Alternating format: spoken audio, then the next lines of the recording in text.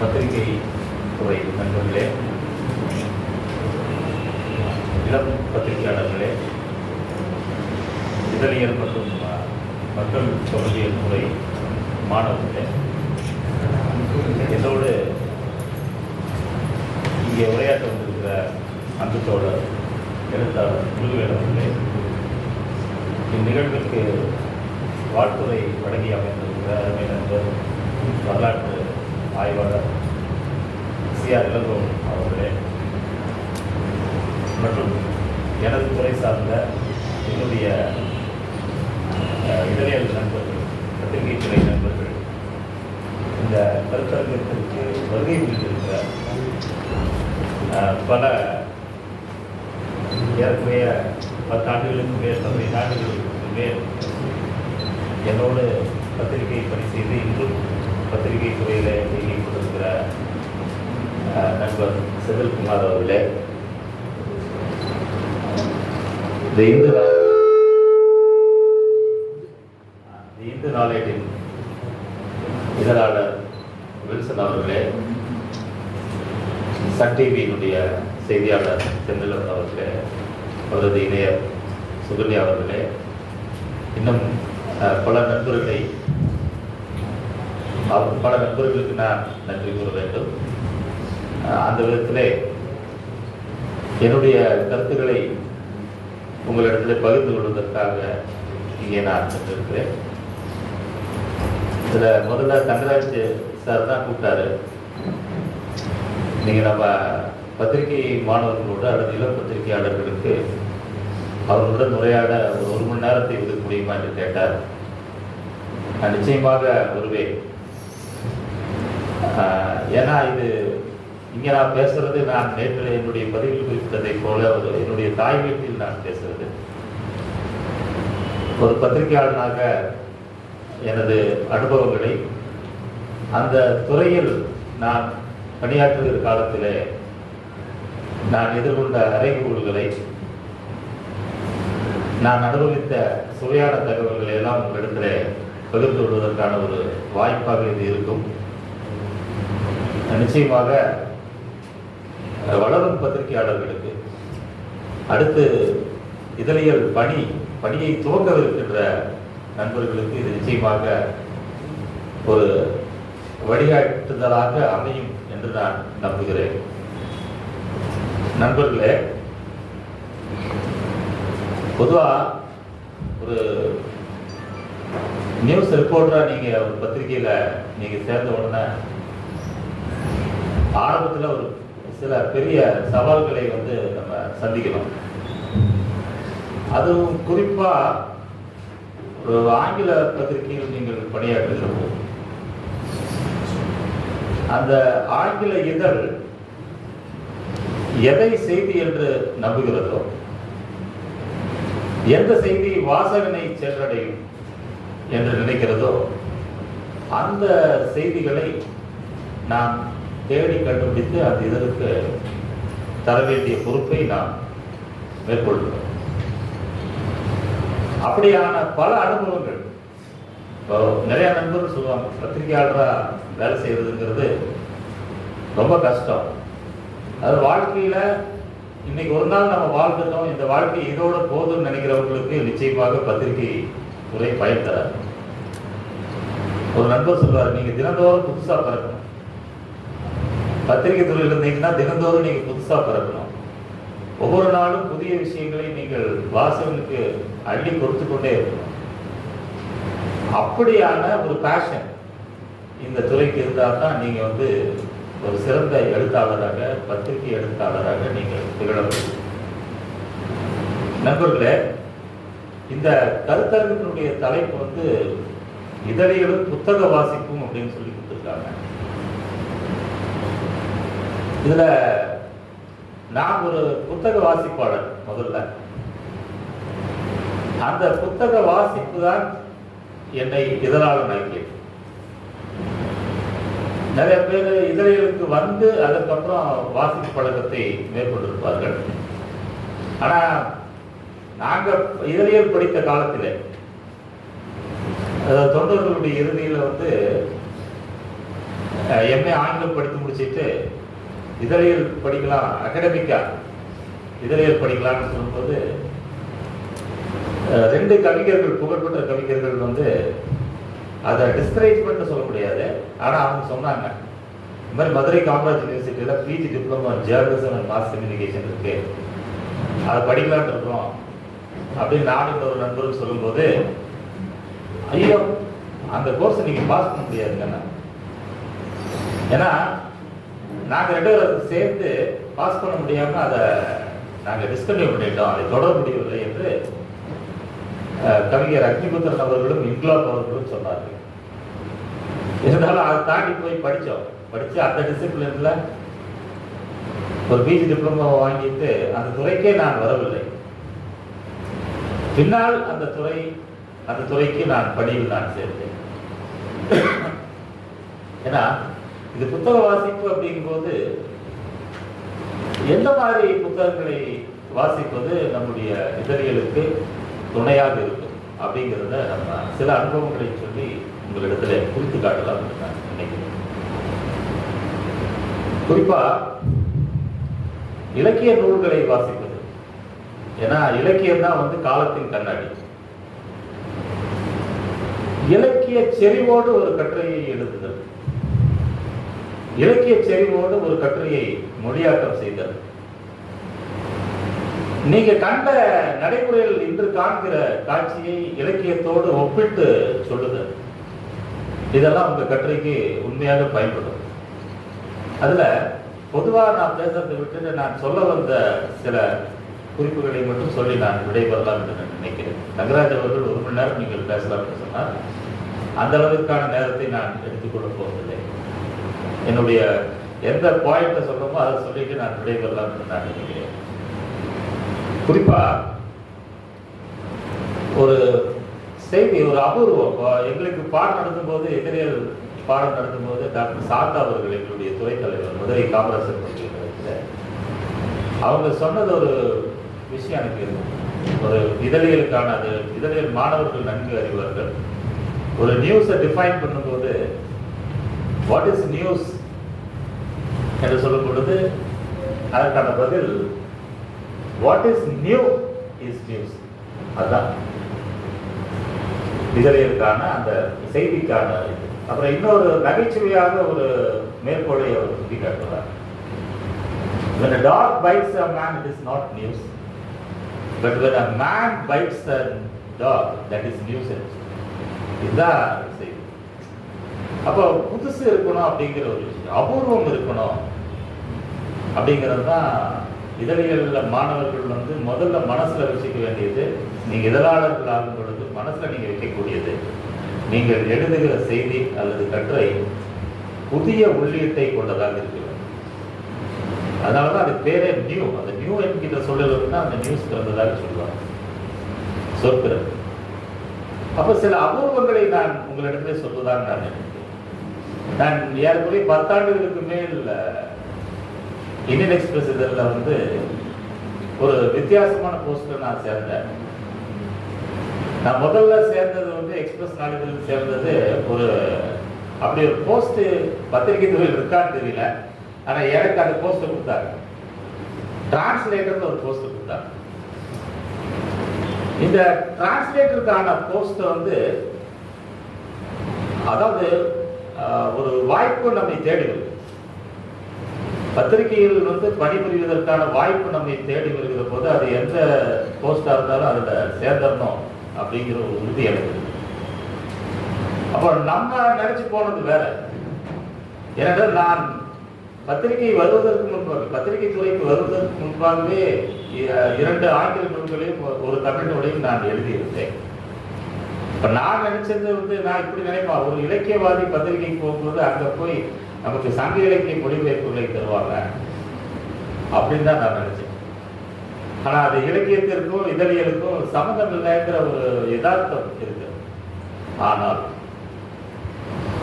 இலக்கியத்தினுடைய பங்களிப்பு இதழ்களுக்கு இருக்கும்போது, இதழ்களில் வருகிற செய்திகளுக்கு இருக்கும்போது அந்த செய்தி வந்து வித்தியாசமாகிடுது.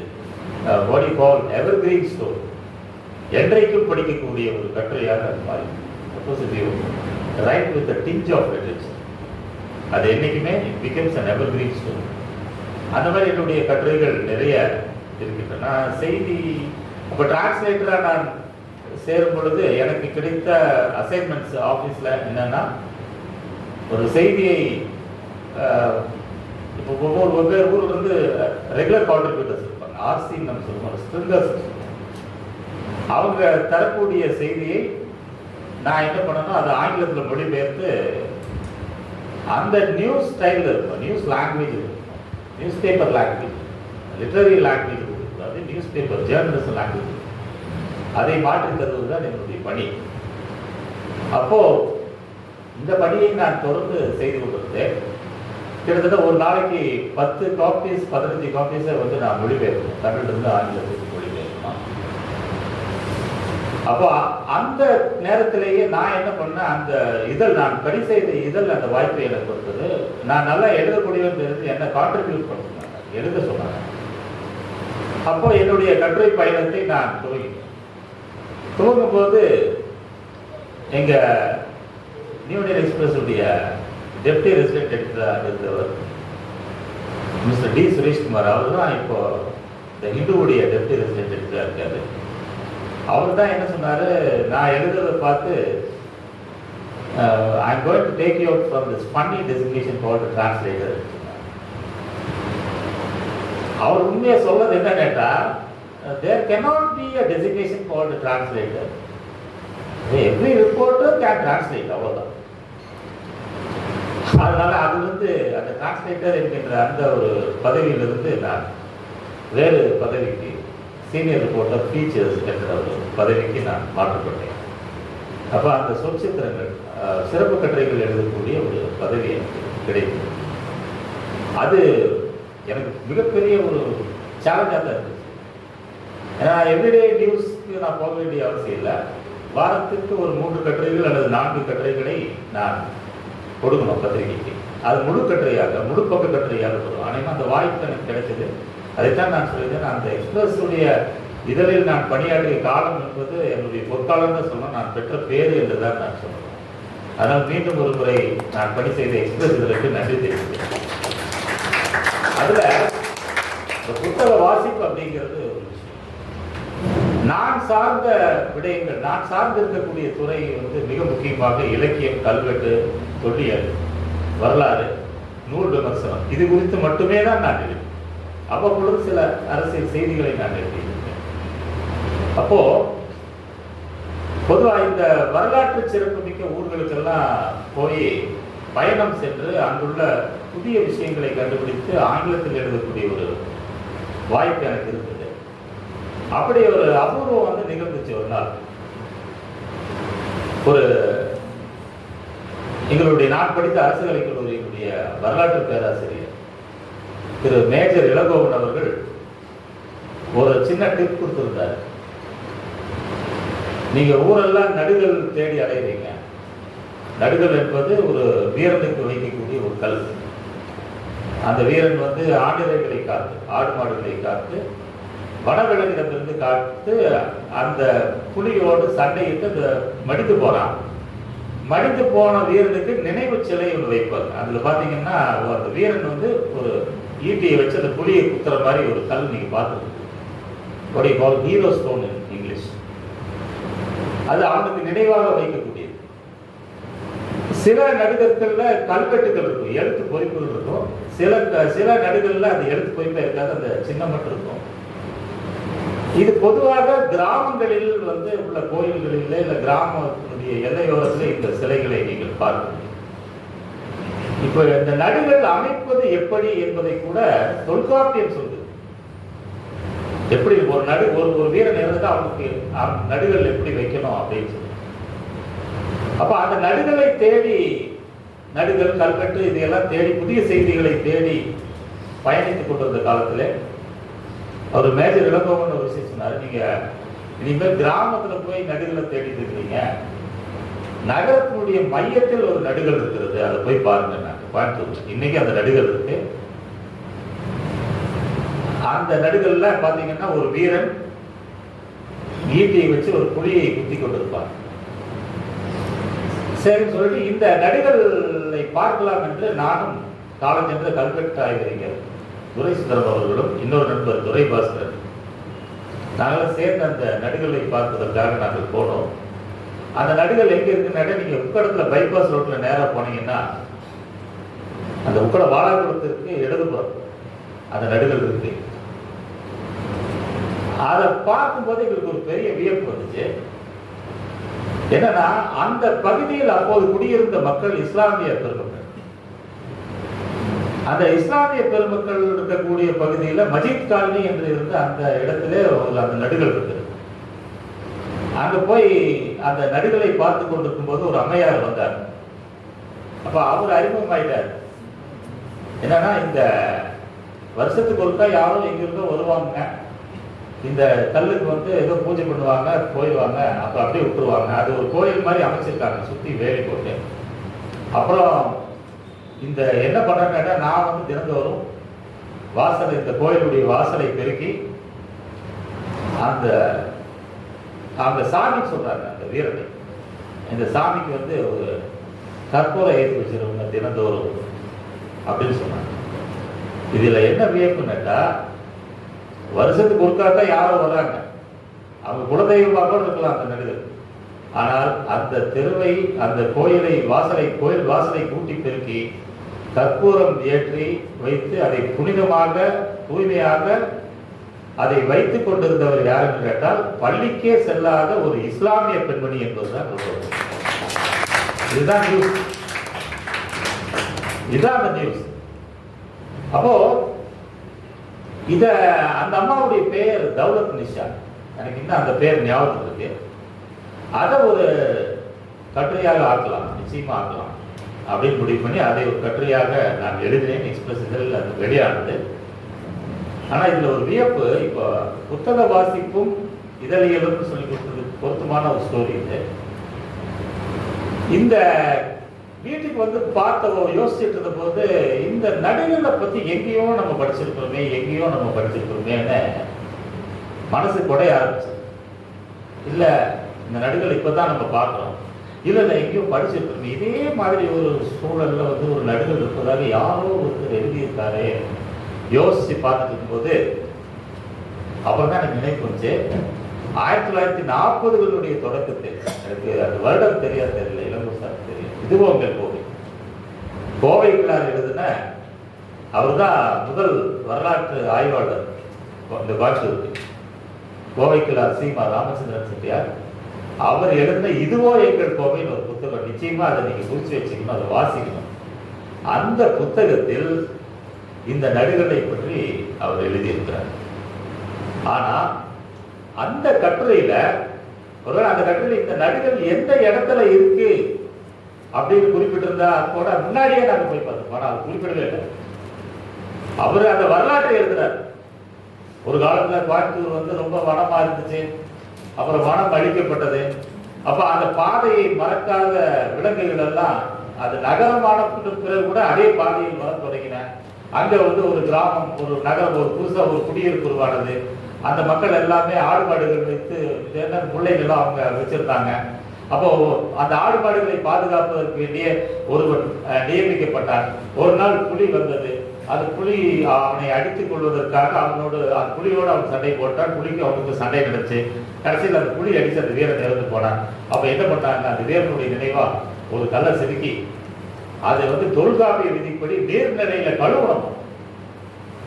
அப்படி ஒரு நீர்நிலையில கழுவி அந்த வீரன் புலியை குத்துவதை போல ஒரு புடைப்பு செஞ்சு, ஒரு பாச செஞ்சு கொண்டு வந்து இந்த மக்கள் எல்லாம் அவனை நினைவா வச்சு வழிபட ஆரம்பிச்சாங்க. கொஞ்சம் ஃபிக்ஷனா அவர் எழுதியிருப்பாரு. சொல்லிட்டு ஒரே ஒரு சின்ன ஹிண்ட்டை மட்டும் அவர் போட்டுருக்காரு. அந்த ஹிண்ட் தான் ரொம்ப ரொம்ப முக்கியம். அந்த ஹிண்ட்டை வச்சு தான் நான் பார்த்த நடிகர் என்பது கோவை கிளார் இதுவோ எங்கள் கோவை புத்தகத்திலே விவரித்த நடிகர் இதுதான் என்பதை நான் கண்டுபிடிக்கிறேன். என்னன்னா, அந்த கல் இப்போது 1940 அந்த கல் இப்போது அந்த சின்ன ஏரிக்கு எதிர்ப்புறம் இருக்கிறது. எந்த சின்ன ஏரின்னு நமக்கு தெரியல. அப்போ வரலாற்று ஆய்வாளர்கள் பெரியவர்கள் அதில் ஆழங்கால் பட்டவர்கள் எல்லாம் இருக்கிறாங்க. அவங்க கிட்ட கேட்கும்போது புலவர் குப்ராஸ் ஐயாதான் சொன்னார். புலவர் குப்ராஸ் பேரூர் தமிழ் கல்லூரியினுடைய முன்னாள் மாணவர், கோவை கிழாருடைய நேரடி மாணவர்.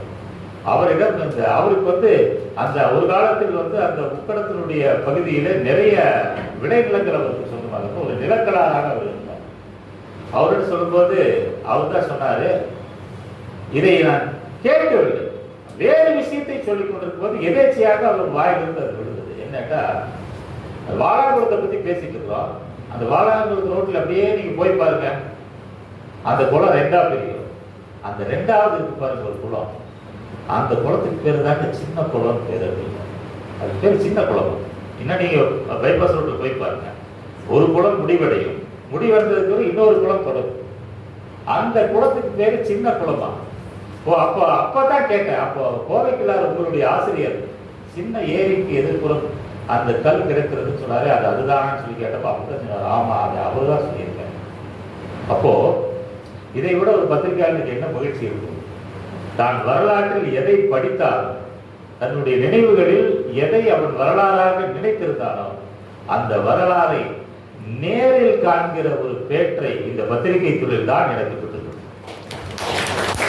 அதனால் நண்பர்களே, இந்த கட்டுரையை நான் எழுதினேன்.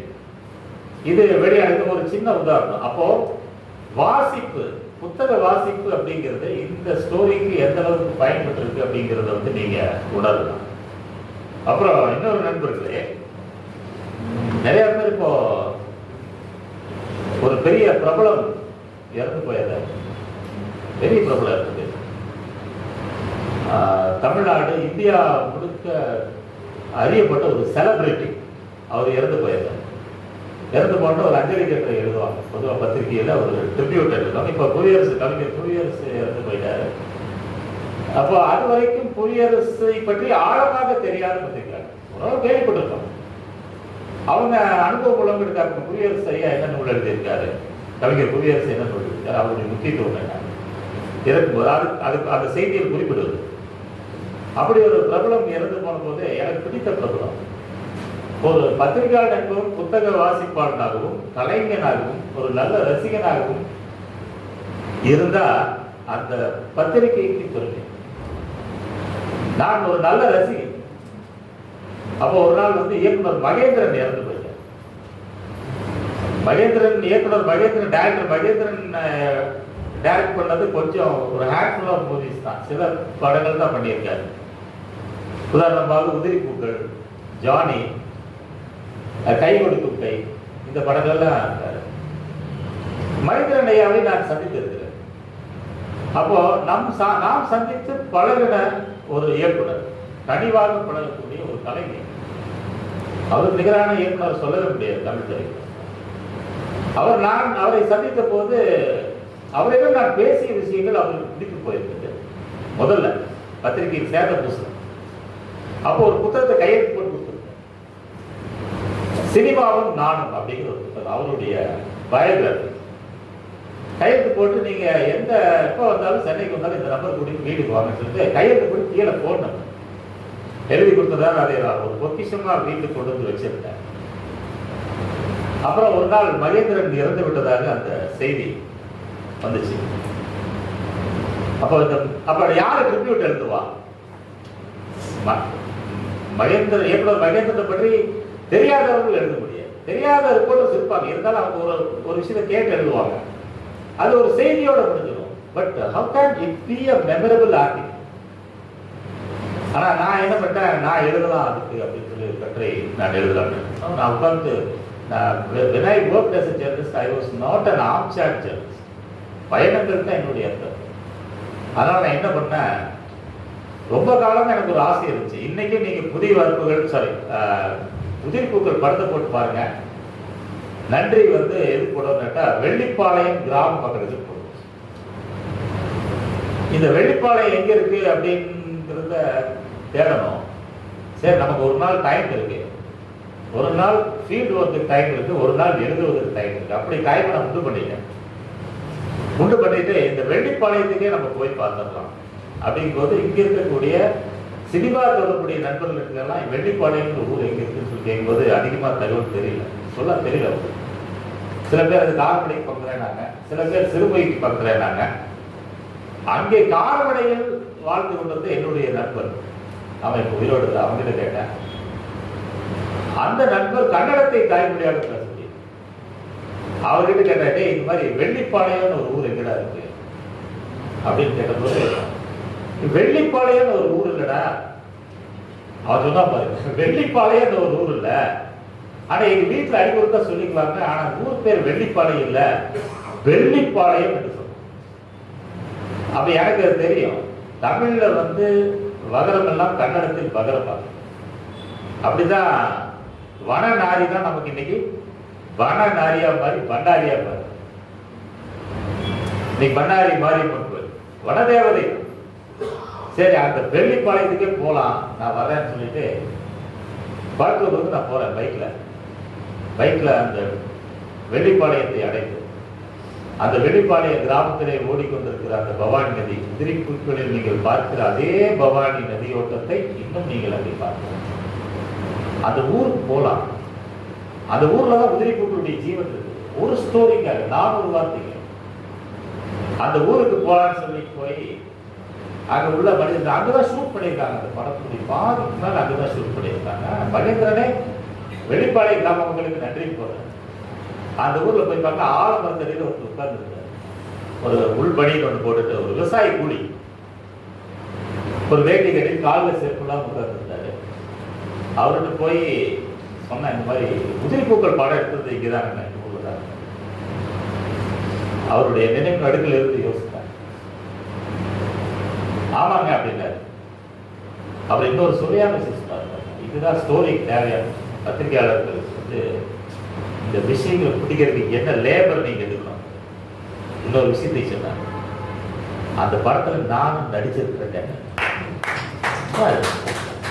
ஒரு 50 வயது ஆள் உள்பணி போட்டுப்பாங்க.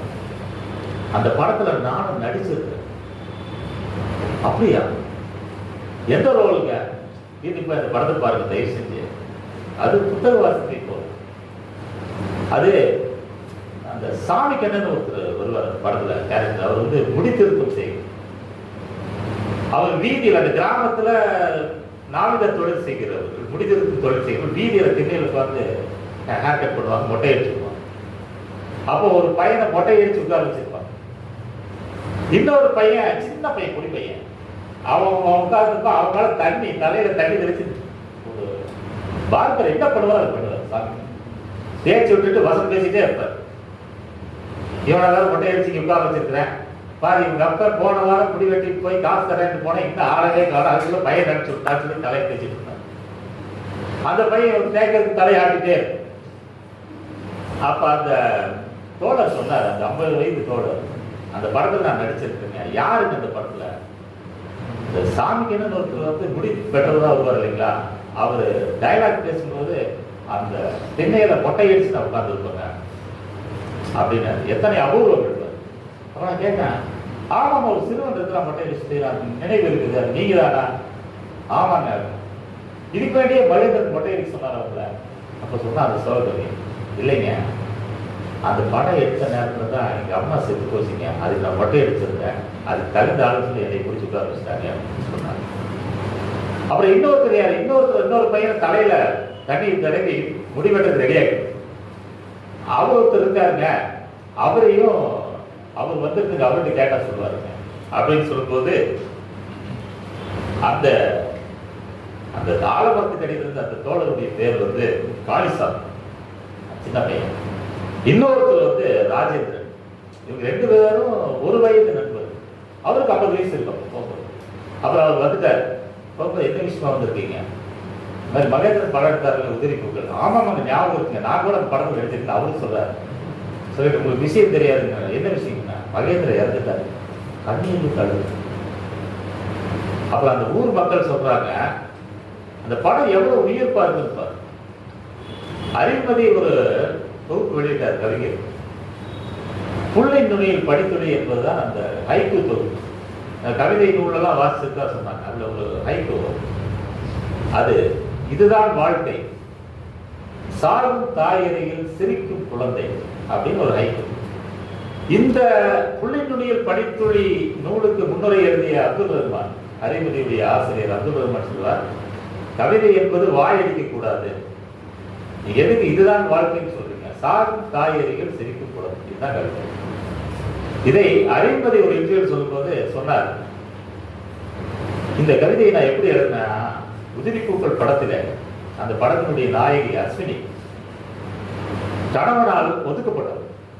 தன்னுடைய தாயில்லாத ஒரு பெண் தந்தை வீட்டுக்கு வந்துருவாங்க கிராமத்துல. குழந்தைகளை அவன் வாங்கி வச்சு தரமாட்டான். அந்த கதாநாயகன் விஜய் நடிச்சிருப்பார் அந்த ரோல்ல. இப்ப கடைசியா குழந்தையை பார்க்கணும் அப்படிங்கிறது சின்ன பெண் குழந்தை, பேபி 5, இப்ப அவங்க 5. அந்த குழந்தை நட்சத்திரம் ரொம்ப நாள் கழிச்சு அம்மா பார்க்கணும், மரணப்படுக்கையில் இருக்கிற அம்மா. அம்மாவை பார்த்து சிரிச்சுட்டு அம்மாவுடைய கையை எப்படி சொல்லும், அம்மாவுடைய கை வளையல் அந்த அசைகிற ஓசை, அந்த இடத்துல இளையராஜாவுடைய பேக்ரவுண்ட் ஸ்கோர், அழகிய கண்ணை அந்த பாட்டு அப்படியே சிரிச்சுட்டு அப்படியே இறந்து போயிடும். நாங்க பேசிட்டு இருக்கும்போது வெள்ளை சீலை கட்டிட்டு ஒரு அம்மா வந்து விதவை, அந்த அம்மா வந்துச்சு. சொன்னா ஆமாங்க, இந்த மாதிரி உதிரி பூக்கள் மகேந்திரன் அவங்க இறந்துட்டாங்க, அதுக்கு மக்களையெல்லாம் சந்திக்கலாம்னு வந்திருக்கிறாங்க அப்படின்னு சொல்லிட்டு அந்த இன்டர்வியூ கேட்கும்போது அந்த அம்மா சொல்லுது, ஆமாங்க அந்த உதிரி பூக்கள் படம் எடுக்கும்போது அப்பதாங்க எனக்கு கல்யாணம் ஆயிருக்கு, இப்ப அந்த அம்மா விதவை, அப்பதாங்க எனக்கு கல்யாணம் ஆயிருக்கு, கல்யாணம் ஆகி இந்த ஊருக்கு குடி வந்திருக்கிறேன், அங்க தெரிவித்து பாருங்க அந்த வீடு அப்படின்னு ஒரு வீட்டை காட்டு. அந்த படம் எவ்வளவு இம்பாக்ட் ஏற்படுத்திங்கிறது அந்த அம்மாவுடைய சென்டென்ஸ் சொல்லும். அது அங்க தெரிவித்து பாருங்க அந்த வீடு, அந்த வீட்டுல தாங்க அஸ்வினி செத்து போனான்னு நடிப்பை. அப்போ இந்த ஒரு ட்ரிபியூட்டுக்காக இவ்வளவு ஒரு பெரிய டிராவலை, ஒரு பயணத்தை நான் நிகழ்த்தி நான் சொல்லிட்டேன், ப்ரொடக்ஷன்ல சொன்னேன். அந்த 2 பேருடைய நான் எடுத்த புகைப்படம், அந்த குழந்தை நட்சத்திரங்களாக அந்த உழைக்கும் வர்க்கத்தை சார்ந்த அந்த 2 குழந்தைகள், அவங்க இன்னைக்கு பெருசாக 50 வயசு இருக்காங்க. அவங்க 2 பேர்த்துக்கிட்ட இருந்த மகேந்திரன் எனக்கு அன்பளித்த நான் சினிமாவும் நானும் என்கின்ற புத்தகத்தை அவர்கள் 2 கையிலும் கொடுத்து, அவங்க 2 பேரும் இதை வச்சிருக்கிற மாதிரி ஒரு போட்டோ எடுத்து நான் யூடியூபுக்கு போய் அந்த 2 சிறுவர்கள், இந்த இப்ப இருக்கக்கூடிய அந்த 2 50 வயதை தொட்டவர்கள் சிறுவர்களாக அந்த படத்தில் எப்படி இருக்காருன்னு சொல்லி யூடியூப்ல போய் அந்த 2 பேருடைய கிளிப்பிங்ஸை போட்டோ பண்ணி, அன்னைக்கு அவங்க எப்படி இருந்தாங்க இன்னைக்கு எப்படி இருக்காங்க அந்த புகைப்படத்தை போட்டு, மகேந்திரன் அஸ்வினிக்கு நடிப்பை சொல்லித் தருவதை போல ஒரு புகைப்படத்தை போட்டு ஒரு ட்ரிபியூட்டை நான். அப்போ ஒரு சாதாரண இரங்கலை நீங்கள் எழுதுவதற்கு உயிர்ப்புள்ள ஒரு கட்டுரையாக வர வேண்டும் என்றால் நீங்கள் பயணத்தை நிகழ்த்த வேண்டும், மக்களை.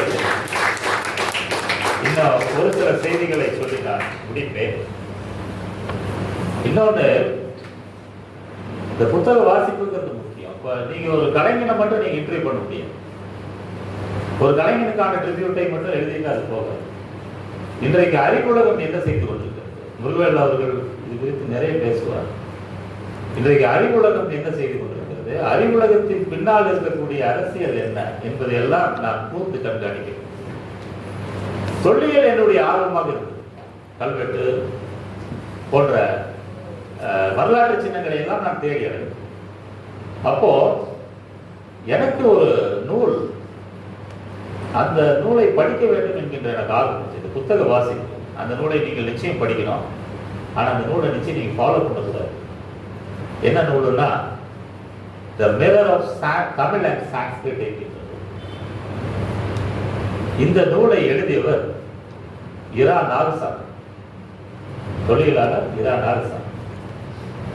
அப்போ இந்த நூலை படித்துவிட்டு நான் எந்த பத்திரிகையும் நான் தவறுன்னு நான் சொல்ல, ஒரு குறிப்பிட்ட பத்திரிகை, ஒரு ஆங்கில பத்திரிகை, அதனுடைய பெயரை நான் சொல்ல வேண்டும். அந்த குறிப்பிட்ட ஆங்கில பத்திரிகையில அந்த நூலுடைய சாரமே என்னவென்று கேட்டார், தமிழுக்கு என்று தனி அடையாளம் கிடையாது, தமிழ் மொழி சமஸ்கிருதத்திலிருந்து தான் பிறகு. ஆனா தமிழுக்கும் சமஸ்கிருதத்துக்கும் எந்த தொடர்பும் இல்லை என்பதை எல்லிஸ் அவர்கள் நிரூபித்தார். அதற்கு பிறகு வந்த Caldwell comparative grammar of Dravidian languages என்கின்ற நூலிலேயே அதை அவர் உறுதிப்படுத்தினார். ஆனால் நாகசாமி தன்னுடைய புத்தகத்தில் ஒரு 20-25 வருடத்திற்கு முன்பு வந்த புத்தகத்தில் தமிழுக்கு என்று தனி அடையாளம் கிடையாது, தமிழ் என்பது சமஸ்கிருதத்திலிருந்து தோன்றியிருந்தார் ஒரு கருத்தை எழுதியிருக்கிறார். தமிழில் உள்ள இலக்கியங்கள் எல்லாமே சமஸ்கிருதத்தை பார்த்து காப்பி அடிக்கப்பட்டதுங்கிறது அந்த நூலுடைய. அப்ப இப்படி ஒரு நூல் எழுதிருக்கு. அவர் தமிழை பற்றி எங்கெங்கெல்லாம் இவர் குறையாக சொல்லி இருக்கிறாரோ அதையெல்லாம் பாக்ஸ் போட்டு ஒரு பத்திரிகையில் ரொம்ப அழகா போட்டிருந்தாங்க. தமிழ் தொன்மையான மொழி நீ நம்பிட்டு இருக்கிற, ஆனா பாத்துக்க பெரிய தொழிலாளர் நாகசாமியே அவருடைய the mirror of Tamil and Sanskrit நூல்ல தமிழ் ஒன்றுமே இல்லை, தமிழ் எல்லாம் சமஸ்கிருத இலக்கியத்தினுடைய காப்பி தான் சொல்லி அவர் ஒரு நூல் எழுதியிருக்காரு. ஃபர்ஸ்ட் பேஜ் ஆர்டிகல் கொடுத்தாங்க ஒரு பத்திரிகை. இதையெல்லாம் ஏற்றுக்கொள்ள முடியவில்லை. நான் ஒரு சார்பானவன் அல்ல, ஆனால் உண்மையின் பக்கம் இருக்கக்கூடியவன் தான் இதெல்லாம் நான் இருக்கு. அப்போ உண்மையை நீங்கள் கண்டடைய வேண்டும் என்றால் ஹியர் செய்யப்பட்டு போகுது. நாகசாமி அந்த அந்த அந்த சமஸ்கிருதத்தை உயர்த்தி பேசிய அந்த நூலை பற்றி, அந்த நூலில் உள்ள செய்திகளை எல்லாம் ஹைலைட் செய்து ஒரு பத்திரிகை ஒரு கட்டுரையை வெளியிடுகிறது. அப்ப அதற்கான எதிர்வினையை நீங்கள் எப்படி ஆற்றுவீங்க? இதுதான் என்னுடைய சேலஞ்ச்.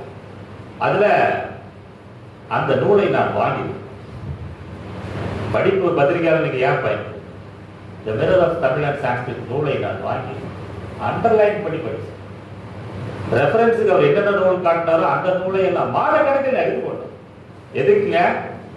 ஃபர்ஸ்ட் பேஜ்ல கீழே ஆங்கர்ல வரக்கூடிய ஒரு 400 வேர்ட் ஸ்டோரிக்காக அந்த நூலை நான் முழுக்க படிச்சுட்டு நடுல அந்த நேரத்தில் எனக்கு ஒரு பெரிய அதிர்ஷ்டம் என்று தான் நான் சொல்லுவேன். நான் கோவையிலே பத்திரிகையாளனாக பணி செய்தேன். கோயம்புத்தூருக்கு ஒரு நிகழ்ச்சிக்கு நாகசாமி வருகிறார். அந்த நிகழ்ச்சிக்கு அப்போ எப்படியாவது நம்ம படிச்சுட்டோம், குறிப்புகள் எல்லாம் தயாராக வச்சிருக்கிறோம். நாகசாமி அவர்களிடத்துல என்ன கேள்விகளை ஒரு தொழிலாளரை போய் நேர்காணல் செய்யும். அப்போ நம்ம எவ்வளவு ப்ரிப்பேரா இருக்கணும், நம்மகிட்ட என்னென்ன வெப்பன்ஸ் இருக்கணும். ஒரு படைப்பாளி இன்னைக்கும் அரசியல்வாதிகளை நம்ம இன்றைக்கு கூட பத்திரிகை செய்திகள்ல வீடியோ நம்ம பார்க்கிறோம். பத்திரிகையாளர்களை அரசியல் தலைவர்கள் அவமானப்படுத்துகிறார். நம்ம பத்திரிகையாளர்கள் திருப்பி ஸ்ட்ராங்கா ஒரு கேள்வி வச்சா கூட அவமானப்படுத்துறாங்க. அப்ப பத்திரிகையாளர்கள் அறிவு கூர்மை உள்ளவர்களாக இருக்க வேண்டும் என்பதற்காக என்னுடைய அனுபவத்தினுடைய ஒரு துண்டை உங்களிடத்துல நான் பகிர்ந்து. அப்ப இதெல்லாம் படிச்சுட்டு போறேன். நாகசாமி வந்துட்டார் இன்டர்வியூக்கு பார்த்து. அப்போ பத்திரிகையாளர் ஒரு வழக்கறிஞரை போல ரொம்ப கவனமா டீல் பண்ணோம். நம்மை காட்டிக்கொள்ளக்கூடாது யார் இடத்துல. இப்போ நாகசாமி இந்த விஷயத்தை பரப்பி இருக்கு. எடுத்தோன்னு போய் ஏங்க என்ன தைரியம் வந்து இப்படி ஒரு புத்தகம் எழுதுறீங்க, தமிழ் பத்தி என்ன நினைச்சீங்க நம்ம கேட்க முடியாது இல்லையா? அப்போ நாகசாமி சாதாரணமாக நான் இன்டர்வியூ பண்ணேன். அந்த இன்டர்வியூ இங்கிலீஷ் தான் நடந்துச்சு. அப்போ அவர் சொன்னாரு, கடைசியில் ஒரு கேள்வி நான் கேட்டேன். நான் இந்த மாதிரி கொடுக்குடியில் நான் பிறந்தேன், எனக்கு சின்ன இருக்கிறதே கல்வெட்டில் ஆர்வம். அப்போ தமிழ்நாடு தொழில் துறை தனியாக அதை நாங்கள் தான் உருவாக்கி இது எல்லாம் வரிசையாக அவர் சொல்லிட்டு வர்றாரு. சொல்லிட்டு வந்ததுக்கு அப்புறம் கடைசியா நான் கேட்டேன், சரிங்கய்யா ஒரே ஒரு கேள்வி மட்டும் உங்களுக்கு கேட்டுக்கணும் அப்படின்னா. என்ன அப்படின்னு, தமிழுடைய எழுத்துக்களுடைய காலத்தை, தமிழ் எழுத்துக்கள் எந்த காலத்தில் தோன்றின அப்படிங்கிறது சொல்ல முடியுமா என்று நான் கேட்டேன். அதுக்கு நாகசாமி சொல்லிட்டாரு. நாகசாமி மட்டுமல்ல, பல தமிழறிஞர்களும் இந்த கருத்தை கொண்டவர்கள் தான். என்ன, கிமு 2 அல்லது 3 கிறிஸ்துவுக்கு முன்பு 300. அப்ப என்ன கணக்கு, 2300 ஆண்டுகளுக்கு முன்பு தமிழே இல்லை. இவ்வளவுதான். இதுக்கு பின்னாடி தமிழை கொண்டு போகவே முடியாது. நாகசாமி சொன்னார், அது என்னங்க எல்லாத்துக்கும் தெரிஞ்சிருந்தாங்க. கிறிஸ்து கிமு 2 அல்லது 3 நூற்றாண்டு, அவ்வளவுதான். அதுக்கு முன்னாடி தமிழுக்கு எதுவுமே கிடையாது. இதுதான் ஒரு தொழிலாளனாக நான் சொல்வது. இதுதான். இன்னொரு விஷயம், இப்போ இந்த மாதிரி ஒரு பெரிய ஆர்கியாலஜிஸ்ட் நீங்க இன்டர்வியூ பண்றீங்க. இன்டர்வியூ பண்ணும்போது கான்டெம்பரரி டைம்ல சமகாலத்தில் வந்து தொல்லியல் சம்பந்தமான என்னென்ன கட்டுரைகள் இருந்திருக்கிறது, என்னென்ன கண்டுபிடிப்புகள் இருந்தது அப்படிங்கிறதே நம்ம விரல் நுனியில் நம்ம வச்சு தேடி படிக்கணும். அதான் புத்தக வாசி. அப்போ பழனி பக்கத்துல பொருந்தல் அகழாய்வு நடந்தது. பொருந்தல்னு ஒரு ஊர், பழனிக்கு போற வழி பக்கத்துல. அந்த ஊருடைய பெயர் பொருந்தில், அதனுடைய சங்ககால பெயர் பொருந்தல். இன்னும் நீங்க கல்வெட்டுகளை எடுத்து பார்த்தால் பொருந்தல் என்று இருக்கார், பொருந்தில் இருக்கு.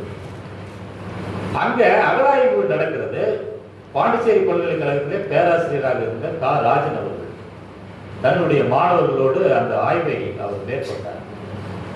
அப்ப அந்த ஆய்வை மேற்கொண்ட போது அங்க தோன்றும் போது பாத்தீங்கன்னா ஒரு மண் பானை கிடைத்தது. Jar, jar. அந்த ஜார்ல வந்து உள்ள நெல் மணிகள் இருக்கு.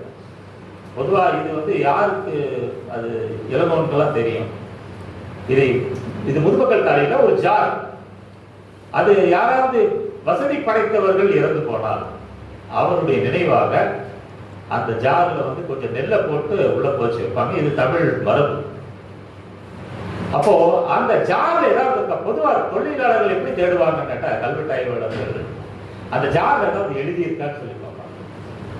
அப்ப அந்த ஜார்ல என்ன எழுதியிருந்தா ஒரு பழந்தமிழ் தமிழி என்று சொல்லக்கூடிய அந்த பழந்தமிழ் வடிவத்திலே அது ஒருத்தருடைய பேரோ என்னமோ, ஆனா ஒரு பெயர் ஒரு வார்த்தையை சொல்றது வயிறா என்ற ஒரு சொல். அடுத்த எழுத்து குறிப்பு பானையில. சரி, இந்த எழுத்து எந்த காலத்தில் எழுதப்பட்டது என்பதை நாம் கண்டுபிடிக்கலாம்னு தொழிலாளர்கள் எடுத்துட்டு போறாங்க.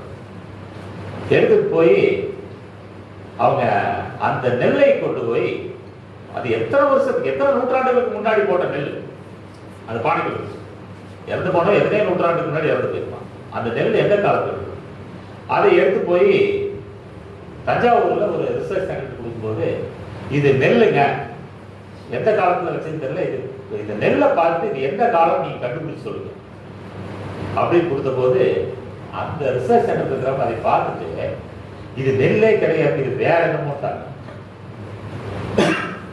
அப்புறம் ராஜன் என்ன பண்ணாரு, இந்த நெல்லை வந்து ரொம்ப அங்கீகரிக்கப்பட்ட ஒரு லேப் இருக்கு அமெரிக்காவில், பீட்டா அனாலிட்டிக் லேப் இருக்கு.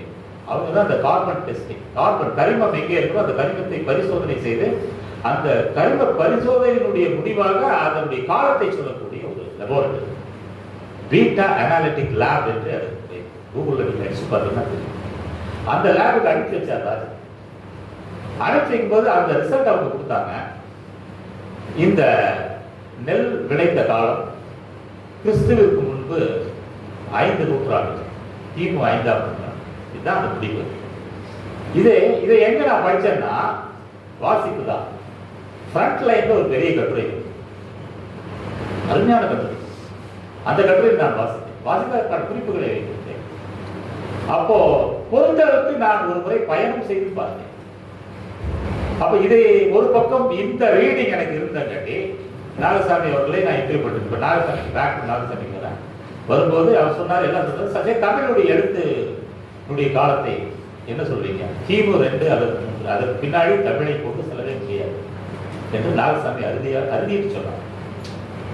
அப்போ கடைசியாக நான் வைத்த கேள்வி, இதை சற்றும் அவர் எதிர்பார்க்கல. ஏன்னா பிகினிங்ல இருந்து நான் தலையாட்டும் வேலையை கொண்டு தான் செய்வேன். நாகசாமி அப்படிங்களா, ஓகே அப்படிங்களா, ஓகே.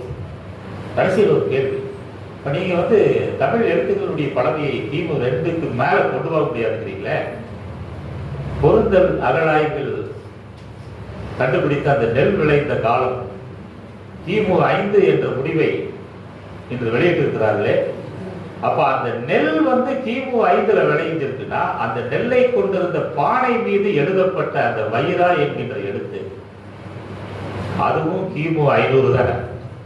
அப்ப கிறிஸ்துவிற்கு 500 வருடங்களுக்கு முன்பே தமிழ் தோன்றவில்லை. கிறிஸ்துவிற்கு 500 ஆண்டுகளுக்கு முன்பே தமிழன் எழுதக்கூடியவனாக இருந்திருக்கிறார். அப்போ நீங்க எப்படி இன்னொரு 300 வருஷத்துக்கு கம்மி பண்ணி சொல்றீங்க? உடனே அவர் அதை எதிர்பார்க்கல. அந்த கேள்வி ஒரு ரிப்போர்ட் எப்படி அணுகணுங்கிறதுக்கான ஒரு அனுபவத்தை உங்கள்கிட்ட பயிர்ந்து. அப்புறம் இல்ல அது வந்து கே ராஜனுடைய முடிவு சொன்னார். அந்த இடத்துக்கு ஏதோ ஜமாளிக்கணும். நான் சொன்னேன், இல்லைங்க, ராஜனுடைய முடிவு இல்லை, அது அமெரிக்காவில் உள்ள பீட்டா அனாலிட்டிக் லேப் முடிவு. பீட்டா அனாலிட்டிக் லேப் முடிவு பொய்ன்னு சொன்னா நீங்க கூட நிறைய பரிசோதனைகள் அங்கிருந்து எடுத்து தான் அந்த முடிவு தான் போட்டிருக்கீங்க. அப்ப இதை பத்தி என்ன சொல்றீங்க என்று சொன்ன போது, இல்ல இதை வந்து நாம் மறுபரிசீலனை செய்யணும், இன்னொரு நாள் பேசலாம் என்று எடுத்து போயிருந்தார். போனவர் இந்த கதவு வரைக்கும் போனவர் திரும்பி வந்துட்டு, என்ன பத்திரிகையாளர் கண்ட பயப்படுவாங்க, அதுவும் அறிவு கூர்மையுள்ள பத்திரிகையாளனாக நீங்கள் திரும்பி வந்து என்ன சொல்லி போனாரு, நான் ஒன்றும் தப்பா சொல்லிடலையே அப்படின்னு. ஒரு தனி மனுஷங்கிட்ட வந்து அவ்வளவு பெரிய ஆள் அப்படி கேட்பாரா? பத்திரிகைக்காரன் கேட்கற அடுத்த நாள் எழுதிடுவான். நீ அவன் தப்பா சொல்லலையே அப்படின்னாரு நாகசாமி. அப்போ நான் சொன்னேன், இல்லைங்க நீங்க ரொம்ப சரியா சொல்லியிருக்கீங்க, நீங்க என்ன சொன்னீங்களோ அது நாளைக்கு காலையில் இந்தியன் எக்ஸ்பிரஸ் பத்திரிகையில வரும், படிச்சுக்கங்க. இது ஒரு விஷயம். நாளைக்கு நாகசாமி இல்ல நான் சொல்லவே இல்லை, அவ்வளவு பெரிய ஆர்கியாலஜி டிபார்ட்மெண்ட் டைரக்டர், அவ்வளவு பெரிய பதவியில் இருக்கக்கூடிய நான் சொல்லாமலேயே ஒரு பத்திரிகையாளர் இதை எழுதிட்டான் அப்படின்னு பண்ணா நீங்க என்ன பண்ணுவீங்க? உங்க நிர்வாகத்துக்கு நீங்க என்ன பதில் சொல்லுவீங்க? இதற்கெல்லாம் மிகுந்த தயாரிப்போடுதான் நாகசாமியினுடைய ஒட்டுமொத்த நேர்காணலையும் எவர் கண்டுக்கும் தெரியாமல் என் பாக்கெட்டில் இருந்த ரெக்கார்டுகளையும் நான் பதிவு செய்தேன். அந்த இன்னும் என்னோட சிஸ்டத்தில் இது பத்திரிகையாளர்களுக்கு பயனடையும் என்று நான் நினைக்கிறேன். இது ஒரு செய்தி. நிறைய நான் சொல்லணும், ஆனால் ஒன்று அல்லது 2 விஷயங்களை நான் இன்ட்ரெஸ்டிங்கான விஷயங்களை மட்டும் நான் சொல்லி நான் விடைகள்லாம் நான் நினைக்கிறேன். அப்புறம் இன்னொரு உரை ஒருத்தர் நிகழ்த்தினார். பத்திரிகையாளன் எப்பொழுதுமே எல்லாரையும் விட உயர்ந்தவன், ஒரு இதழாளன் என்பவன் எல்லாத்தையும் விட உயர்ந்தவன். அதுல தொடர்ந்து ஒரு லெக்சர் நடக்கும் கோயம்புத்தூர் வானரேட் ஃபவுண்டேஷன். அதுல ஒரு புகழ்பெற்ற கல்லூரி, மீண்டும் நான் அனானிமஸாக சொல்லிக்கிறேன், ஒரு புகழ்பெற்ற கல்லூரி, அந்த கல்லூரியினுடைய தமிழ் துறை தலைவர் பேசுகிறார். என்ன தலைப்புல பேசுறாருன்னா, கொங்கு நாட்டு இதழியல், நமக்கு தொடர்பான தலைப்புங்க, கொங்கு நாட்டு இதழியல்னு பேசுறாரு. நம்ம அறிப்பசி உள்ள ஆள் இல்லையா, கொங்கு நாட்டு நம்ம ஜேர்னலிஸ்டா இருக்கோம், இதழியலை பத்தி இன்னும் புதிய செய்திகள், அறிவு பசி, இதழியலை பற்றி இன்னும் புதிய செய்தி, எத்தனை விஷயத்தை நான் தெரிந்து கொள்ளலாம் என்று ஆவலோடு அந்த கூட்டத்திற்கு நான் போயிருந்தேன். ரிப்போர்ட்டரா போறது 2வது, அறிவு பசி, அது ஏதாவது கிடைக்குமா அப்படிங்கிறதுக்காக நான் போயிருந்தேன். அங்க போய் பேசும்போது அவர் பேசினார். பேசிட்டு போது ரொம்ப பிரைமரியா இருந்துச்சு. நமக்கு தப்பா நினைச்சுறாங்க, நமக்கு எனக்கு தெரிஞ்ச விஷயம் கூட அவருக்கு இல்லை. நான் குறிப்பா 2 பத்திரிகை அவர்கிட்ட கேட்டேன். கொங்கு நாட்டு இதழ், நம்மளாம் கோயம்புத்தூர் தானே, கோயம்புத்தூர்ல இதழியல் வரலாறு அப்படிங்கிறதை சிஆர் இளங்கோவன் அவர்கள் பேசுவார். அவருக்கு தெரியும், அவர் கோயம்புத்தூர் ஒரு வரலாறு புத்தகம் எழுதியிருக்காரு. அந்த புத்தகத்துக்கு நிறைய தரவுகளை நான் எடுத்து எழுதியிருக்கேன். இருந்தாலும் குருவேல் அவர்களுடைய விழுதுகள் நாவலை 2 முறை நான் எக்ஸ்பிரஸ்ல அறிமுகம். அவருடைய சைக்ளோபீடியா ஆஃப் கோயம்புத்தூர் நூலை நான் அறிமுகப்படுத்தினேன். ஏன்னா அவங்களாம் உழைத்து அதை எழுதியிருக்காங்க, அந்த உழைப்பு என்ன நமக்கு தெரியும். அப்போ இந்த இதுக்காக போகும்போது கொங்கு நாட்டு இதழியல்னு பேசுற 2 முக்கியமான பத்திரிகை கேட்டேன். ஒண்ணு கோயம்புத்தூர் அபிமானி, இப்படி ஒரு பத்திரிகை நம்ம ஊர்ல 19ஆம் நூற்றாண்டு, கோயம்புத்தூர் அபிமானி. இன்னொரு பத்திரிகை கோயம்புத்தூர் கலாடி. இந்த 2 பத்திரிகை பைலிங்குவல் எடிஷனா வந்திருக்கு, இங்கிலீஷ்லயும் தமிழ்லையும். இந்த பத்திரிகையை நடத்தியவர் இன்னைக்கு நம்ம குடிச்சிட்டு இருக்கிற சிறுவாணி தண்ணி, அந்த சிறுவாணி தண்ணி கோவை நகருக்கு வருவதற்காக அரும்பாடுபட்டவர். அந்த திட்டத்தை பிரிட்டிஷ் அரசாங்கத்திலே கொடுத்தவர். இப்படி ஒரு ப்ரொபோசல், இந்த டிராப்டை கொடுத்தவர் SP நரசிம்ம ராய், சேலம் பகடாடு நரசிம்ம ராய். அவர் ராஜாராம் மோகன் ராயுடைய டிசைபிள், பிரம்ம சமாஜத்தை கோவையில் துவங்கினார். பெண்களுக்கு தனி பாடசாலை, பெண்கள் படிக்கவே கூடாதுன்னு இருந்த காலத்துல பெண்களுக்கு தனி பாடசாலை அமைத்தவர். அப்போ இந்த 2 இதழ்கள் அவர்கிட்ட கேட்டார், ஐயா நீங்க பேராசிரியர் இருக்கீங்க, PhD பண்ணிருக்கீங்க, எதுல? கொங்கு நாட்டு இதழ்கள்ல PhD பண்ணிருக்கீங்க, டாக்டர் ஆஃப் பிலாசபி. இந்த 2 இதழ்கள் பற்றி நான் தெரிஞ்சுக்கிறேன், வேற கேட்கல, இந்த 2 இதழ்களை பற்றி தெரிஞ்சுக்கிறேன், அது எந்த மாதிரி கட்டுரைகள் நீங்களாம் PhD பண்ணிருக்கீங்க உங்களுக்கு தெரியுமல்ல அப்படின்னு கேட்டதுக்கு அவர் சொன்ன பதில் பாருங்க, ஒரு பொறுப்புள்ள பேராசிரியர் சொன்ன பதில். என்ன பதில்னா, அதெல்லாம் உங்களை மாதிரி பத்திரிகையாளர்கள் தேடி பிடிச்சி கண்டுபிடிச்சு எங்களுக்கு சொல்லணும்னா. அப்போ PhD நமக்கு எத்தனை PhD கொடுக்குறது ரிப்போர்ட் சொல்லிட்டேன். அப்போ அந்த எனக்கு தெரிஞ்ச விஷயம் நான் சொன்னது என்னட்டா, ஒரு PhD படித்த PhD பட்டம் வாங்கிய ஒரு பேராசிரியருக்கு தெரியாததை ஒரு ரிப்போர்ட்டர் படிச்சு வச்சிருக்கான். என்னன்னா, SP நரசிம்ம நாயுடுவை பற்றி இந்திய இலக்கிய சிற்பிகள் வரிசையில் சாகித்ய அகாடமி வெளியிட்ட அந்த இந்திய இலக்கிய சிற்பிகள் வரிசையில் வந்த சேப்பா நரசிம்ம நாயுடு நூலை பத்மஸ்ரீ கவிஞர் பொள்ளாச்சி சிற்பி அவர்கள் எழுதியிருக்கிறார்கள். அந்த புத்தகத்தை ஏற்கனவே நான் படிச்சிருக்கேன். அந்த புத்தகத்தில் தான் எனக்கு இந்த செய்தி தெரிஞ்சது. எது? கோயம்புத்தூர் அபிமானி, கோயம்புத்தூர் கலாநிதி, இந்த 2 பத்திரிகையை எஸ்பி நரசிம்ம நாயுடு நடத்தினார் என்பது அந்த சிற்பி எழுதின புத்தகத்தில் எனக்கு தெரிஞ்சு. ஒருவேளை அந்த புத்தகத்தை நான் படிக்காமல் இருந்திருந்தால் இந்த கட்டுரை நான் எழுதியிருக்கேன். அப்போ சேலம் பகடாவில் நரசிம்ம நாயுடு இன்னொரு சம்பவம் அதில் இருக்கு. ஒரு சாதாரண ஒரு ஏழை குடும்பத்தாரிடமிருந்து 3 அரசு அதிகாரிகள், அவங்க 3 பேருக்கு ஒரு பேர் கூட நான் எழுதிட்டு வந்திருக்கிறேன். என்ன நினைக்கிறீங்கன்னா, அவங்க 3 பேரு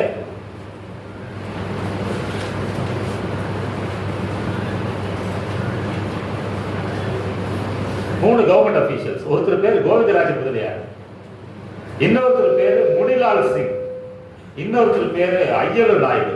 இவங்க 3 பேருமே அரசு அதிகாரிகள். ஏதோ ஒரு விஷயத்துக்காக சாதாரண ஒரு ஏழை குடும்பத்தை சார்ந்த ஒருத்தர்கிட்ட இருந்து 70 ரூபாய் லஞ்சம் பண்ணிட்டார். லஞ்சங்கிறது இன்னைக்கெல்லாம் சாதாரண, அன்னைக்கு அது பெரிய பாவம். உடனே இது எஸ்பி நரசிம்ம நாயுடு தெரிஞ்சு அதை ஒரு கட்டுரையா எழுதி அவங்க 3 பேர்த்தையும் வேலையை விட்டு தூக்கியவர் பத்திரிகையாளராகிய எஸ்பி நரசிம்ம நாயுடு. ரொம்ப இதை ஒரு கட்டுரையாக நான் எழுதும்போது நேரடியாக விமர்சனம் பண்ணி எழுதிட்டேன். எங்க நிர்வாகங்களோட கேட்டாங்க, இப்படி நெகட்டிவா இருக்கிற கட்டுரை எதுக்கு நம்ம போடணும்னு கூட நம்ம அலுவலகத்தில் கேட்டாங்க. இல்லை, இது வந்து கிரிட்டிக்கலான ஒரு ரிப்போர்ட் தான். அதுல ரியாக்ஷன்ஸையும் நான் வாங்கியிருக்கேன். அந்த நான் மட்டும் எழுத முடியாது சொந்தம். அந்த கூட்டத்திற்கு வந்த இன்னும் 2 3 அறிவிச்சிகள் இடத்துல இந்த உரை எப்படி இருந்தது நான் இதை காட்டிக்கல. அவர்கள் சொன்னதை அப்படியே பதிவு செய்தேன். அந்த கட்டுரை கடைசியாக disappointing deviation from Kongu journalism என்ற தலைப்பிலே வரும். அதை அடுத்த நாள் அவர் எதிர்பார்க்கல. அவரு தமிழ் துறையில என்னென்ன பண்ணியிருப்பாருன்னு தெரியல. ஆனா அவரை தவிர, அவர் ஹெச்ஓடி இருந்தார் பாருங்க இந்த காலேஜ், அவரை தவிர அவருக்கு கீழே அந்த ஹெச்ஓடி கீழே இருந்து அத்தனை தமிழாசிரியர்கள் நிறைய பேர் எனக்கு ஃபோன் பண்ணி ரொம்ப பாராட்டினாங்க. இது வந்து தெரிஞ்சு அப்படின்னா நண்பர்களே, இந்த முறை செய்தி சொல்லி நான் விடைபெறுகிறேன். ஒரு பயணம் அப்படிங்கிறது, புத்தக வாசிப்பை பற்றி நாம் பேசுவோம். பயணத்திற்காக ஒரே ஒரு விஷயத்தை நான் சொல்லி நான் விடைபெறுவேன். அதுக்கு முன்னாடி ஒரு சின்ன விஷயம். இப்படி இன்னொரு மறக்க முடியாத ஒரு நிகழ்வு, ஒரு செய்தி கவர் பண்றது ஒரு நிகழ்வு நடக்குது. அதையும் நான் சொல்லணும். இப்போ ஒரு நிகழ்ச்சிக்கு நீங்க போறீங்க, பத்திரிகையாளர்களா மாதிரி ஒரு நிகழ்ச்சிக்கு நீங்க போறீங்க, அது இலக்கிய நிகழ்ச்சியா இருக்கலாம், இல்ல அரசியல் நிகழ்வாக இருக்கலாம், இல்ல ஒரு கருத்தரங்கமா இருக்கலாம். ஒரு சின்ன ரிக்வெஸ்ட், தயவு செய்து அந்த நிகழ்வினுடைய முடிவு வரை இருந்துவிட்டு குறிப்புகள் எடுத்துவிட்டு உங்கள் அலுவலகத்துக்கு வாங்க. இப்படி வராம போன காட்டி என்ன நிகழ்ச்சிது, கடைசி வரைக்கும் இருந்த காட்டி என்ன நிகழ்ச்சிங்கிறத ஒரு விஷயம், சின்ன விஷயமாக நான் சொல்லி அடுத்ததுக்கு நான் வந்தேன். அடுத்து ஒரே ஒரு பாயிண்ட், அதை மட்டும் சொல்லிட்டேன். கவிப்பேரரசு வைரமுத்து அவர்கள் தன்னுடைய பிறந்த நாளை வெற்றி தமிழர் அவரோட அமைப்பு, அதுல கொடிசியா ஹால்ல மிக விமர்சையாக கொண்டாடினார் வைரமுத்து அவர்கள். அதுல ஸ்கூல் குழந்தைகளுக்கெல்லாம் மார்க் பர்ஸ், பிரைவேட் ஸ்கூல் குழந்தைகளுக்கெல்லாம் நிறுத்தி சல்யூட் அவர் பண்ண வச்சு மார்க் பர்ஸ் வச்சு கவிஞருக்கு பெரிய அளவுக்கு அந்த இதுக்கு வந்து சீஃப் கெஸ்ட் யாருன்னு நம்ம எல்லாரும் போயிருக்கோம். என்னுடைய சமகால பத்திரிகை நண்பர்களுக்கு தெரியும், எல்லாருமே போயிருக்காங்க. அப்துல் கலாம் ஐயா பிரசிடென்ட், அப்போ அவரு சீஃப் கெஸ்ட், அவரு முகமது பிரசிடென்ட் தெரியல, அவரு சீஃப் கெஸ்ட். இயக்குனர் கே பாலச்சந்தர், இயக்குனர் பாரதி ராஜா, இவங்க எல்லாருமே சீஃப் கெஸ்ட். நம்ம பிரஸ் பீப்புளுக்கு தெரியுமே, ரொம்ப எல்லா ப்ரிவிலேஜும் நம்ம கிடைக்கும். ஸ்டேஜுக்கு பக்கத்தில் இவங்க 3 பேர் இருப்பாங்க, அதான் பக்கத்தில் இருந்து உட்காந்து பாலச்சந்தர் பக்கத்தில் இருந்து அவங்க பேச்ச பக்கத்தில் இருந்து கேட்கும். ஒரு ப்ரிவிலேஜ் பத்திரிகையாளர்களுக்கு. இது என்ன நடந்த கூட்டம் ரொம்ப நேரம் ஆகி போச்சு. கூட்டம் ரொம்ப நேரம் ஆகி நைட்டு 11 மணிக்கு என்னமோ அந்த கூட்டம் முடிச்சு. ஆனா நம்ம பத்திரிகை நண்பர்களை நான் எப்போதுமே நான் தவறு சொல்ல மாட்டேன். அவங்களுக்கு இப்ப எனக்கு வந்து அது ஒண்ணு மட்டும் தான் போகணும், ஏன்னா ரிப்போர்ட்டர் ஃபீச்சர்ஸ் எனக்கு அந்த ஸ்டோரி மட்டும்தான். ஆனால் என்னோடு வந்த சக பத்திரிகையாளர் நண்பர்களுக்கு பல ஸ்டோரிஸ் அவங்க ஃபைல் பண்ண வேண்டியது பாவம். ஒரு கார்பரேஷன் ரிப்போர்ட் அவங்க ஃபைல் பண்ணணும்.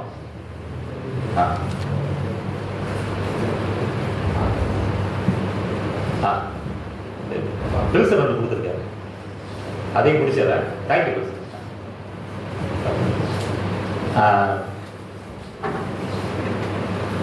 அதுல பல பல ரிப்போர்ட்ஸ் அவங்க ஃபைல் பண்ணாங்க. அவங்க இந்த ஒரு நிகழ்ச்சிக்கு மட்டும் உட்கார்ந்துட்டு இருக்க முடியும். உட்கார்ந்துட்டு இருக்க முடியாம போகும்போது என்ன பண்ணிட்டாங்க, சரி பிறந்தநாள் கொண்டாடியாச்சு, யாரப்ப இந்த பிறந்த நாளுக்கு இத்தனை நேரம் உட்கார்ந்து இருக்கிறது. சரி ஸ்டோரி முடிச்சு பாலச்சந்திரன் என்ன பேசினார், பாரதிராஜா என்ன பேசினாரு, அப்துல் கலாம் என்ன பேசினாரு, இதுக்கெல்லாம் குறிப்பிட்டார். இது போதுமல்ல ஒரு ஸ்டோரிக்கு. அடுத்த நாள் நல்ல வைரமுத்து பர்த்டே செலிப்ரேட் போகும் ஒரு ஸ்டோரி. இந்த யாரு திருப்பி கேள்வி கேட்க போறா, இவங்க எல்லாம் போயிட்டாங்க. போய் நான் ஒத்த மனுஷனா தனியா 1/2 மணி நேரம் உட்காந்துருக்கேன். அப்படி நம்ம ஒரு இலக்கிய பைத்தியம், அதனால உட்கார்ந்துருக்கேன். உட்கார்ந்துருக்கும் போது ஒரு 10:50 டைம் கூட்ட முடியல. 10:50க்கு பாரதிராஜாவுக்கு வைரமுத்துக்கு சண்டை வந்துருச்சு. பாரதிராஜா உங்களுக்கு தெரியும், உரிமையோட பேசுறாரு, எல்லாத்தையும் வாடாப்படான்னு பேசுறாரு, அவாயமான்னு பேசுறாரு. அந்த மாதிரி வைரமுத்து வந்து உரிமையோட பேசிட்டார். பாரு இவன் இருக்கிறானே, இவன் என்னிடம் வாய்ப்பு தேடி வந்தான், நான் தான் நிலங்கள் படத்திலே பொன்மாலை கொடுத்து பாட்டில் வாய்ப்பு தந்தேன்னு பேசிட்டேன். அதை தாராளமா பொறுத்துட்டு போயிருப்பா வைரமுத்து. உடனே வைரமுத்து வந்து ரொம்ப ஜாலியா வந்து உரிமையில பேசுற வேலையில வச்சுக்காரு. அப்புறம் அவங்க 2 பேருக்கு கூட ஒரு ஸ்கர்மிஷ் ஆயிடுச்சு. உடனே என்ன ஆச்சுன்னாக்கா பாரதிராஜா கோச்சிட்டு போயிட்டேன். மணியை பார்த்த 11:15. நான் இன்னி போய் அந்த ஸ்டோரியை நான் ஃபைல் பண்ணணும். எனக்கு ரகசியம் ஒன்றுமே இல்லை. எனக்கு வந்து 11:15க்கு எல்லா நண்பர்களும் வீட்டுக்கு போயிருப்பாங்க. ஏன்னா அவங்க 2 மணி நேரத்துக்கு முன்னாடி போயிட்டாங்க. ராத்திரியில யாருக்கும் ஃபோன் பண்ணி இந்த தகவலையும் எனக்கு சொல்றது முடியாது. இன்னொன்று, நான் எவ்ரிடே ரிப்போர்ட்டர் இருந்தால் கூட அந்த நம்பர் தான் கையில் வச்சிருப்பேன். நான் வந்து ஃபீச்சர்ஸ் ரிப்போர்ட். நான் பண்ண தவறா இல்லை, அது செய்யாமல் இருக்கணுமா இல்லை செஞ்சாதான் சரியாகிறது தெரியல. இந்த பாரதிராஜாவுக்கும் வைரமுத்துக்கும் நடந்த சண்டைய லீட வச்சிருக்கு. அதுதான் ஸ்டோரி லீட். பாரதிராஜா லீவ்ஸ் த ஹால் எப்போ வைரமுத்துடைய அதுதான் ஸ்டோரி. அவங்க 2 பேரும் எவ்வளவு க்ளோஸ், ஆனா சண்டை போட்டாங்க. இப்படி 2 பேருக்கு சண்டை வந்துருச்சு. உடனே பாரதிராஜா வந்து he stood up from the stage and he left the hall அப்படிங்கிற ஒரு இதில் வந்து அதை பாக்ஸ்ல போட சொல்லிட்டாங்க. அது பாக்ஸ்ல போட்டு எக்ஸ்பிரஸ் இந்த ஸ்டோரி வந்துருச்சு. அடுத்த நாள் மற்ற பத்திரிகையில வந்து இந்த செய்தியே வந்து ரொம்ப தர்ம சங்கடமா போயிடுச்சு. அவங்களுக்கு தெரிஞ்சுதான் இதை எழுதியிருப்பாங்க. அதனால நான் சொன்னேன், எந்த நிகழ்ச்சிக்கு போனாலும் எந்த வேலையா இருந்தாலும் கடைசி வரைக்கும் உட்கார்ந்துக்குவாங்க. கடைசி வரைக்கும் உட்கார்ந்து கிடையாது. தயவுசெய்து நீங்க கைதட்டியவே வேண்டாம். ஏன்னா இது நமக்கான விஷயம், கைதட்டியவே வேண்டாம். அதனால கடைசி வரைக்கும் இருந்துட்டு வரணும். இருந்து வரக்கூடிய இயலாத சூழ்நிலை. ஆனா இது என்ன ஆயிடுச்சு, நானும் இயலாமையில மாட்டிட்டேன், அவங்களும் இயலாமையில மாட்டிட்டேன். இப்படி சூழல் நம்ம பத்திரிகையாளர்களை இயலாமையில மாட்ட வைக்கும். இது என்ன ஆச்சுன்னா, இது நிர்வாகத்துக்கு தெரியுமா? அடுத்த நாள் வந்து பத்திரிகை நண்பர்கள் மூலமா வந்து நிர்வாகம் வந்து என்ன எக்ஸ்பிரஸ் இப்படி ஸ்டோரி வந்திருக்கு, நீங்க அது எதுவுமே சொல்லலையே, தெரியலைங்க, நேரத்தையே கிளம்பி வந்துட்டுங்க அப்படின்னு.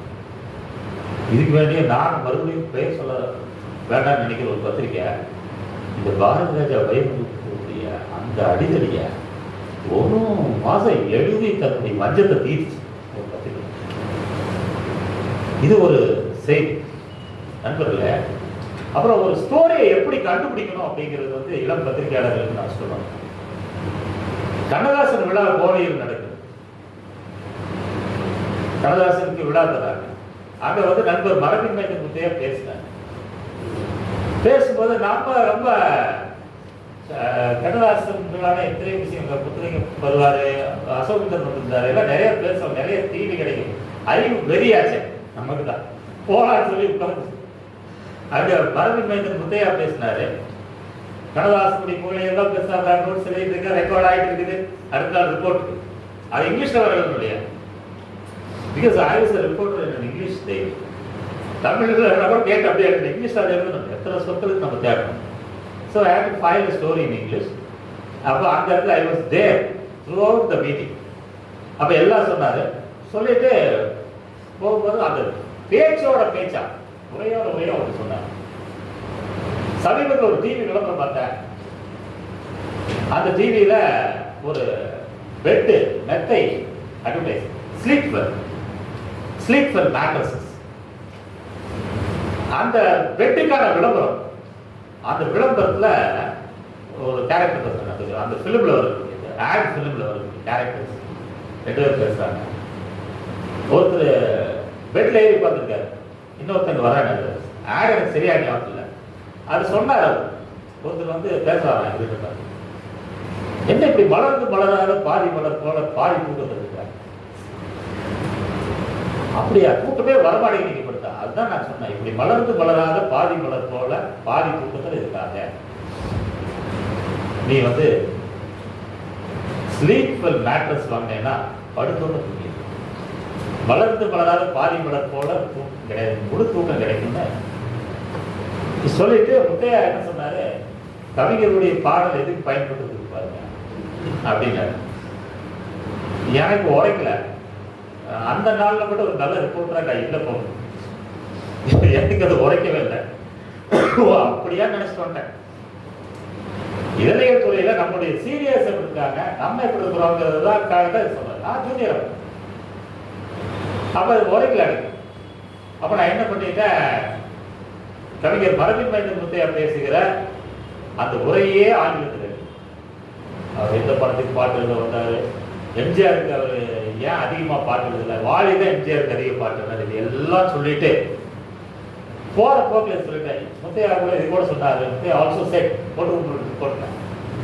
That a company called the Sleeper Mattress, it denigrated Kannadasan சிலைக்கு மலர்ந்து மலராத பாதி மலர் போல. ஸோ இந்த கண்ணதாசன் கலர் கண்டம் அப்படின்னு சொல்லி அந்த கட்டுரையில ஒரு லைன் ஆட் பண்ணி கூடாது. எங்களுடைய சீனியர், அதாவது மதிப்பிற்குரிய டிஎஸ்கே எனப்படுகிற டி சுரேஷ்குமார், அவர் தான் டெப்டி ரெசிடென்ட் எடிட்டர். இன்னைக்கு த ஹிந்து இங்கிலீஷ் நியூஸ் பேப்பருடைய டிஆர்இ அவர். அன்றைக்கு எக்ஸ்பிரஸ் எங்களுக்கெல்லாம் வழிகாட்டி அவர் தான். அவர் தான் பார்ப்பார் அந்த கடைசி காப்பி.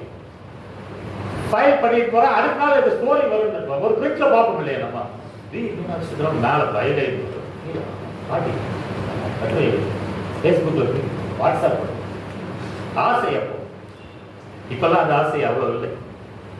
அப்போ என்னாச்சுன்னா அடுத்த நாள் ஸ்டோரி வரல.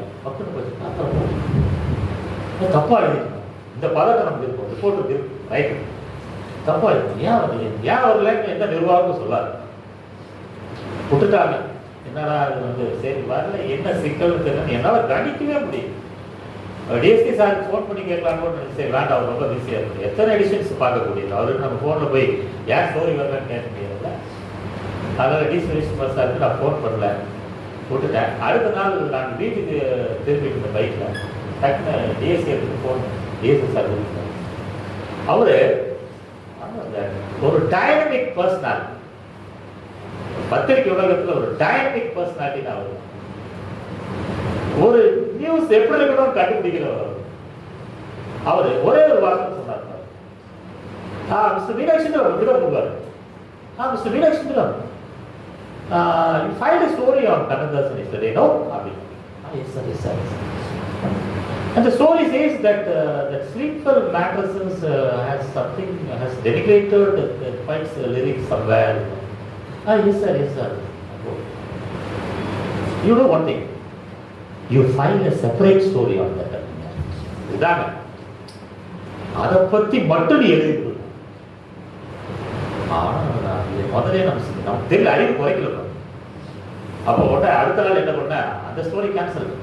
அடுத்த நாள் இந்த விளம்பர நிறுவனம் ஸ்லீப்பர் மேட்ரஸ் பெட், அந்த படுக்கை, அந்த பெட்டை மேனுஃபேக்சர் பண்ற அந்த விளம்பர நிறுவனம், அந்த விளம்பர நிறுவனம் எப்படி இந்த பாட்டை தப்பா பயன்படுத்தினா, அந்த அழகான பாடல் பாசமலர் தாலாட்டு பாடல் இல்லையா, அது ஒரு குழந்தையை பார்த்து மலர்ந்தும் மலராத பாதி மலர் போல, எவ்வளவு பெரிய அழகி குழந்தையை பார்த்து வளர்ந்து வளராத பாதி மலர் போல வளரும் விழிவண்ணமே, வளரும் விழிவண்ணமே. இந்த பாட்டுக்கு நிகரான பாட்டு நீ பிறக்க முடியாது. இப்படி ஒரு தாலாட்டு பாடலை இன்னைக்கு எழுதிட முடியுமா? இன்னைக்கு இருக்கிற இசையில கேட்ட முடியுமா? இந்த பாட்டை கொண்டு போய் ஒரு விளம்பரம் எடுத்தாலும் ஏன் இப்படி மலர்ந்து மலராது பாதி மலர் போல தூக்கம் கேட்கிறேன்னு கேட்டா அந்த பாட்டை எவ்வளவு அவமானப்படுத்துறது.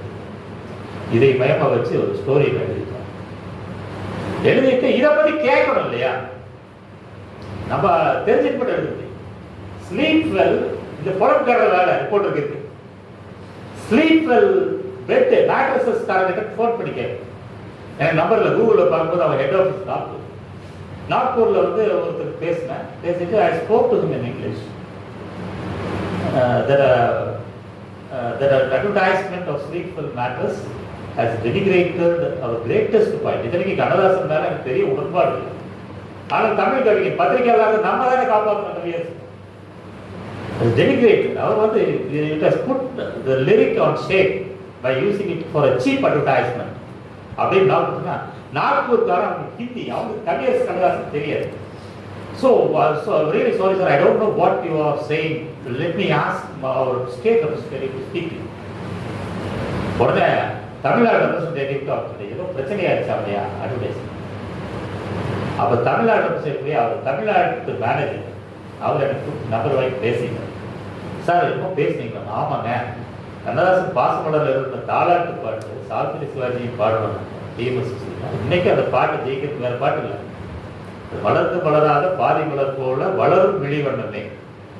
இந்த பாட்டை உங்க பெட்டுக்காக தூக்கம் கெட்டு போறதுக்கான குறியீடா பயன்படுத்தி இப்படி வளர்ந்து வளராத பாதி மலர் போல ஏன் பாதி தூக்கத்தில் இருக்கிற ஸ்லீப்பர் மேட்டர்ஸ் வாங்கி நல்லா இருக்கு. ஐயோ அப்படியா சார், இது இவ்வளவு தூரம் வரும்னு நினைக்கிறேன்.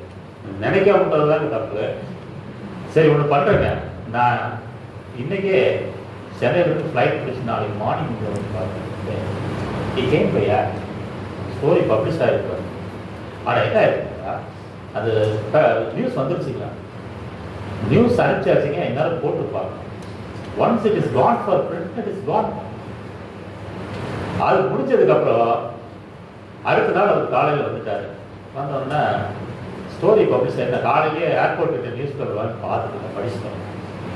அதுக்கு நான் கொடுத்த title, you are all budding journalists. The headline is the heart of the. நான் கொடுத்த டைட்டில் சில நேரத்தில் டிஎஸ்கே ரொம்ப ரசிக்கிறேன்.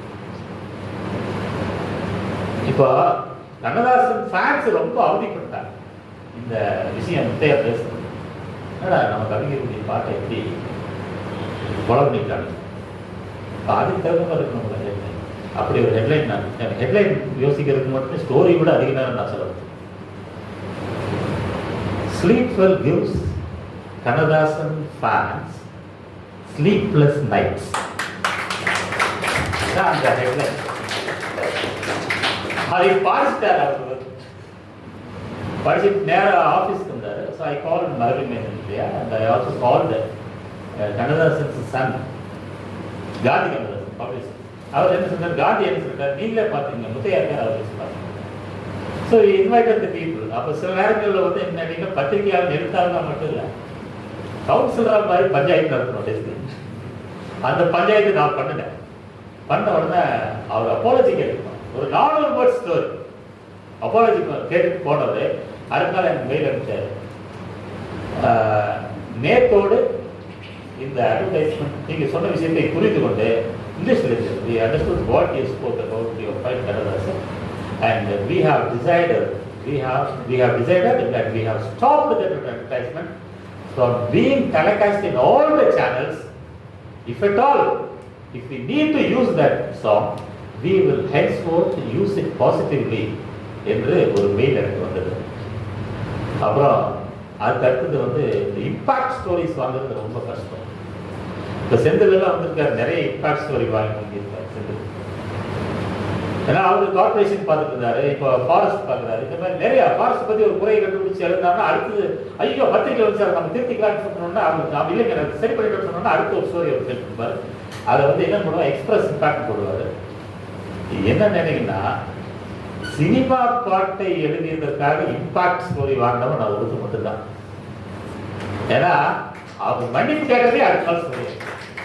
இந்த ஸ்டோரி என்ன இம்பாக்ட் பண்ணியிருக்கு அப்படின்னு நண்பர்களே.